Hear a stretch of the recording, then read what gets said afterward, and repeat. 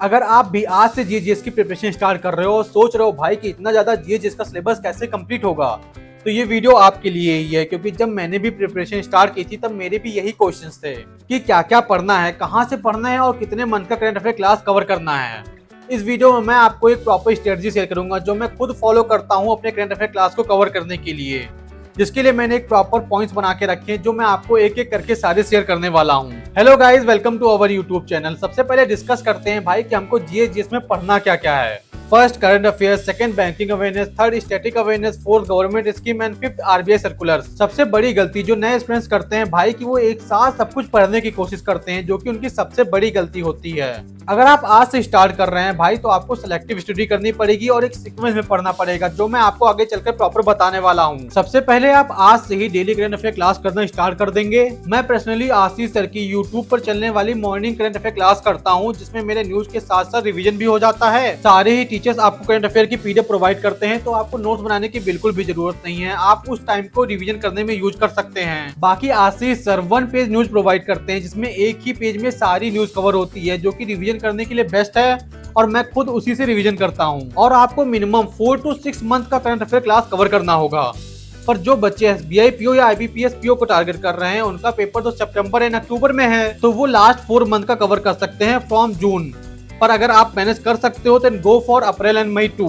आप आज से डेली करंट अफेयर क्लास तो करेंगे ही, और बैकलॉग क्लासेस आपको पेड बैचेस के वीकली क्लासेस से कवर करना है। मैं बैकलॉग क्लासेस भी आशीष सर के पेड बैच से कवर करता हूँ, जिसमें अप्रैल मंथ 9 क्लास में, मई मंथ 10 क्लास में और जून मंथ 12 क्लास में कवर है। पर अगर आप सिर्फ पेड बैचेस से क्लास कवर करने का सोच रहे हैं तो वो बहुत ज्यादा हैवी हो जाता है। आप वहां से सिर्फ बैकलॉग क्लासेस से कवर करें, बाकी डेली करंट अफेयर्स पर ध्यान दें। अब आ जाते हैं banking awareness and RBI circulars पर। लास्ट ईयर मेरा आईबीपीएस पीओ का प्री क्लियर हो गया था और मैंने मेंस का पेपर भी दिया था, जिसमें मैं सिर्फ यही 2 टॉपिक ही पढ़ कर गया था।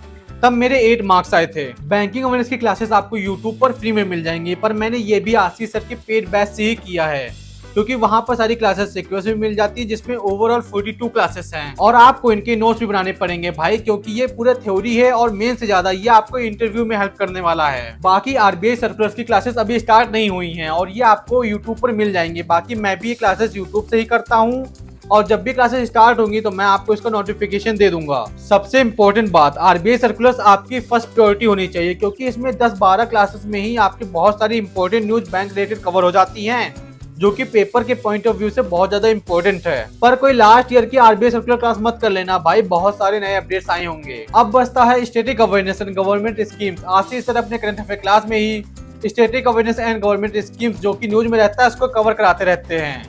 इसके साथ साथ वो अपने पेड बैच में भी गवर्नमेंट स्कीम्स को 15 क्लासेस में कवर करा के रखे हैं। ये हो गया सारा कोर्स कहाँ से कवर करना है। जो बच्चे क्लर्क और आरआरबी को टारगेट कर रहे हैं, उनके पास तो इनफ टाइम है, वो अपना करंट अफेयर्स, गवर्नमेंट स्कीम और बैंकिंग अवेयर्स की क्लासेस कवर कर सकते हैं। पर जिनका टारगेट आईबीपीएस या एसबीआई पीओ है, उनके पास तो बहुत कम टाइम है, तो उनको अपनी डेली करंट अफेयर क्लास को कवर करते रहना है। इसके साथ साथ वो अपना जून का बैकलॉग क्लास कवर करते रहेंगे, और जब आरबीआई सर्कुलर स्टार्ट होगा तो उसको भी अपनी प्रायोरिटाइज करते हुए चलेंगे। अगर आपके पास तब टाइम मैनेज हो पा रहा है तो आपको बैंकिंग अवेयरनेस लेके चलना है, वरना उसको अभी के लिए आप स्किप कर सकते हैं। और जैसा कि आप लोग जानते हैं कि मैं खुद आईबीपीएस पीओ 2026 की प्रिपरेशन कर रहा हूं। इस चैनल पर मैं अपनी डेली जर्नी, मॉक एनालिसिस और स्ट्रेटजीज को शेयर करता रहता हूं। तो अगर आप भी आईबीपीएस पीओ को टारगेट कर रहे हैं तो चैनल को सब्सक्राइब कर लें। बाकी मिलते हैं अब नेक्स्ट ब्लॉग में।